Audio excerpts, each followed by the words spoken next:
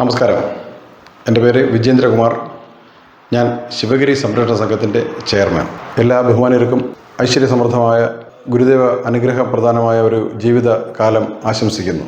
നമ്മുടെ സംഘടന ഗുരുദേവൻ അരുൾ ചെയ്ത വിദ്യ കൊണ്ട് സ്വതന്ത്രരാവുക എന്നുള്ള ആപ്തവാക്യം അനർത്ഥമാക്കുന്നതിലേക്ക് വേണ്ടി ഒരു പ്രോഗ്രാം അടുത്ത ഞായറാഴ്ച 21-ാം തീയതി ശിവഗിരിയിൽ വെച്ച് നടത്തുന്നു. അതൊരു കരിയർ ഗൈഡൻസ് പ്രോഗ്രാമാണ്. മിലിറ്ററിയിലൊക്കെ ജോലി കിട്ടുന്നതിന് +2 ഒക്കെ കഴിഞ്ഞിട്ടാണ് അത് എങ്ങനെ ജോയിൻ ചെയ്യാമെന്ന് തിരക്കാറുള്ളത്. അപ്പോഴത്തേക്ക് ഏതാണ്ടും പ്രായപരിധി കഴിഞ്ഞിരിക്കും. 8ാം ക്ലാസ് മുതൽ +2 വരെയുള്ള കുട്ടികൾക്ക് മിലിറ്ററിയിലൊക്കെ ഓഫീസേഴ്സ് കേഡർ ഉൾപ്പെടെയുള്ള വലിയ ഉദ്യോഗങ്ങൾ ചെറിയ ട്രെയിനിങ് കൊടുത്താൽ കിട്ടും. നമ്മുടെ സാധാരണ എല്ലാവർക്കും കിട്ടും. അത് ആ ട്രെയിനിങ്ങിൻ്റെയും ആ കരിയർ ഗൈഡൻസിൻ്റെയും അവയർനെസ്സിൻ്റെയും കൂടെ ഒരു അഭാവമാണ് പലർക്കും ആ വലിയ ജോലികൾ കിട്ടപ്പെടാതെ പോകുന്നത്. പിന്നെ IAS IPS പോലുള്ള സിവിൽ സർവീസ്, അതും നമുക്കതിനെപ്പറ്റി പ്രോപ്പർ അതിൻ്റെ ട്രെയിനിങ് എങ്ങനെ ആയിരിക്കണം, അതെങ്ങനെ നമ്മൾ പ്രിപ്പയർ ചെയ്യണം, എത്ര വയസ്സ് മുതൽ പ്രിപ്പയർ ചെയ്യണം, ഇങ്ങനെയൊക്കെയുള്ള കാര്യങ്ങൾ പറ്റി അവയർനെസ് ഇല്ലാത്തതുകൊണ്ടാണ് നമ്മുടെ കുട്ടിയെ കിട്ടാത്തത്. അല്ലാതെ അവർ കഴിവില്ലാത്തതുകൊണ്ടോ ഒന്നുമല്ല. അപ്പോൾ അതിനൊക്കെ ഒരു പരിഹാരമായിട്ടൊരു 1 ഡേ വർക്ക്ഷോപ്പ് നമ്മൾ നടത്താൻ തീരുമാനിച്ചു. അത് അടുത്ത ഞായറാഴ്ച ആണ്. അത് നമ്മുടെ ഭാരവാഹികൾ ആരെങ്കിലും ബന്ധപ്പെട്ടാൽ അതിൽ പങ്കെടുക്കാൻ കഴിയും. പങ്കെടുക്കുന്നത് കുടുംബത്തോടെ തന്നെ ആയിരിക്കണം. 8ാം ക്ലാസ് മുതൽ +2 വരെയുള്ള കുട്ടികൾ അവരുടെ രക്ഷകർത്താക്കളുമായി തന്നെ വന്ന്, കുട്ടികൾ മാത്രം അവെയറായാൽ പോരാ, രക്ഷകർത്താക്കൾ മാത്രം അവെയറായാൽ പോരാ, അവർ രണ്ടും ഒരുമിച്ച് തന്നെ ഇരുന്നത് കേട്ട് കഴിഞ്ഞാൽ, അങ്ങനെ കേട്ട് ട്രെയിനിങ് കൊടുക്കാനുള്ള ഒരു സാരഥി എന്ന് പറയുന്ന ഒരു ട്രസ്റ്റ് ഉണ്ട്. അവർക്ക് ട്രെയിനിങ് ഇൻസ്റ്റിറ്റ്യൂട്ട്സ് ഉണ്ട്. അപ്പോൾ അവരുടെ ട്രെയിനിങ് കിട്ടിയ 95% പേരും പ്ലേസ്മെൻറ്റ് കിട്ടിയിട്ടുണ്ട്. അവരുടെ പ്ലേസ്മെൻറ്റ് നിരക്ക് അതാണ്. അവരുമായിട്ട് ടൈപ്പ് ചെയ്താണ് ശിവഗിരി സംരക്ഷണ സംഘം ഈ ഒരു പ്രോഗ്രാമും തുടർന്ന് അങ്ങോട്ട് കുട്ടികൾക്ക് ജോലി വാങ്ങിച്ചു കൊടുക്കാനുള്ള പരിപാടിയും നടത്തുന്നത്.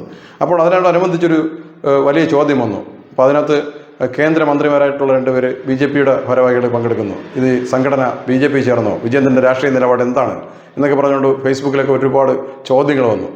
മുമ്പൊക്കെ നമ്മുടെ സംഘടന മറ്റ് പാർട്ടിക്കാരെ ഒന്നും വിളിച്ചപ്പോഴത്തേക്ക് ആരും ചോദിച്ചില്ല. ആ പാർട്ടിക്കാരെ മാത്രം, കോൺഗ്രസ്സുകാരെ മാത്രം വിളിച്ചു, മാർക്സിസ്റ്റുകാരെ മാത്രം വിളിച്ചു, പല പാർട്ടിക്കാരെ മാത്രം വിളിച്ചപ്പോഴത്തേക്കൊന്നും ആർക്കും ഒരു ചോദ്യമില്ലായിരുന്നു. BJPക്കാർ മനുഷ്യരല്ലേ എന്ന് എനിക്ക് തോന്നിപ്പോയി. BJP RSS എന്നൊക്കെ പറഞ്ഞാൽ എന്തോ അന്യഗ്രഹ ജീവികളാണെന്നുള്ള രീതിയിലാണ് അവരുടെ ചോദിച്ച ആൾക്കാരുടെ കാര്യം. അപ്പോൾ എനിക്ക് സൂചിപ്പിക്കാനുള്ള ഏറ്റവും പരമപ്രധാനമായ ഒരു കാര്യമാണ് ഞാൻ ഈ പറഞ്ഞു തുടങ്ങുന്നത്.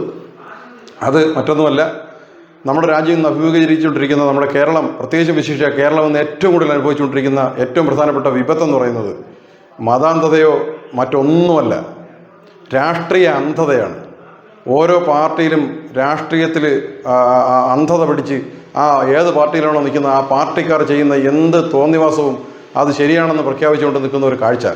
ഞാൻ നിയമസഭയിൽ 3 വർഷം ഒരു പാർട്ടിയുടെ പാർലമെൻ്ററി പാർട്ടി ഓഫീസ് സെക്രട്ടറിയായിട്ട് വർക്ക് ചെയ്തു. എനിക്ക് മനസ്സിലാക്കാൻ കഴിഞ്ഞത് അവിടെ നേതാക്കന്മാരെല്ലാം ഒറ്റക്കെട്ടാണ്. താഴേക്കിടയിൽ അണികൾ കിടന്ന് അടിയോടടി. നമ്മുടെ ഒരു VB ചെറിയാൻ, പഴയ CITUവിൻ്റെ പ്രമുഖനായ നേതാവ് പറഞ്ഞ ഒരു കഥ മാത്രം പറഞ്ഞുകൊണ്ട് ഞാൻ അവസാനിപ്പിക്കാം. അദ്ദേഹം പറഞ്ഞു, ഒരു ബ്രാഞ്ചിൽ പരാതി, ഒരു ബ്രാഞ്ച് മെമ്പർക്ക് ഗർഭം, ഉത്തരവാദി ബ്രാഞ്ച് സെക്രട്ടറിയാണെന്ന് പറഞ്ഞ് ബ്രാഞ്ച് മെമ്പർ പരാതി നൽകി. അവസാനം കമ്മിറ്റി കൂടി കൂലങ്കഷമായ ചർച്ച നടത്തി ആ വനിതയ്ക്ക് ഗർഭമില്ലെന്ന് കമ്മിറ്റി തീരുമാനിച്ചു. ഈ ഗർഭിണിയും വിചാരിച്ചു കമ്മിറ്റി തീരുമാനിച്ചല്ലേ, അത് ഗർഭമില്ല എന്ന് പറഞ്ഞ് വീട്ടിൽ പോയി. 10ാം മാസം ആ പെൺകുട്ടി പ്രസവിച്ചപ്പോൾ അടിയന്തര കമ്മിറ്റി വിളിച്ചതിന് ശേഷം പറഞ്ഞു, ഈ കുട്ടി പാർട്ടി വിരുദ്ധ പ്രവർത്തനം നടത്തിയിരിക്കുകയാണ്, ഗർഭമില്ലെന്ന് പറഞ്ഞ പാർട്ടിയെ ധിക്കരിച്ചുകൊണ്ട് പ്രസവിച്ചിരിക്കുകയാണ്. അങ്ങനെ ആ പാർട്ടി മെമ്പറെ പുറത്താക്കി. ഇതാണ് ഇപ്പോഴത്തെ എല്ലാ പാർട്ടിയുടെയും സ്ഥിതി.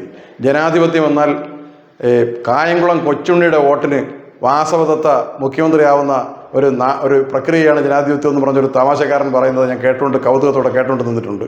മഹാത്മാഗാന്ധി പറഞ്ഞിട്ടുണ്ട്, നമ്മുടെ രാഷ്ട്രപിതാവ് പറഞ്ഞിട്ടുണ്ട്, ഭൂരിപക്ഷത്തിൻ്റെ തെറ്റിനെ അത് ശരിയെന്നും പറഞ്ഞ് അംഗീകരിക്കുന്നത് ഭീരുത്വമാണ്.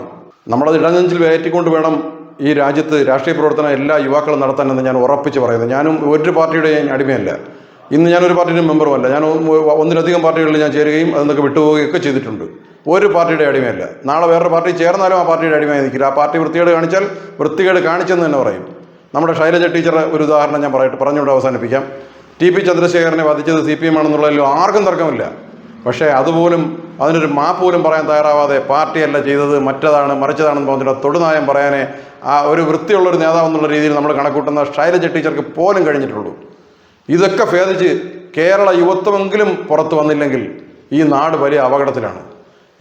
ഇനി കള്ളന്മാർക്ക് ആരെയും ഇങ്ങനെ പറഞ്ഞ് പറ്റിച്ച് കൂടെ നിർത്താൻ സാധിക്കില്ല. ചിലർ പറയും ഞാൻ ഒറ്റ പാർട്ടിയിലേ പ്രവർത്തിച്ചിട്ടുള്ളൂ, അവനെ ഞാൻ പറയും നീ ഏറ്റവും വലിയ മണ്ടനാണെന്ന് പറയും.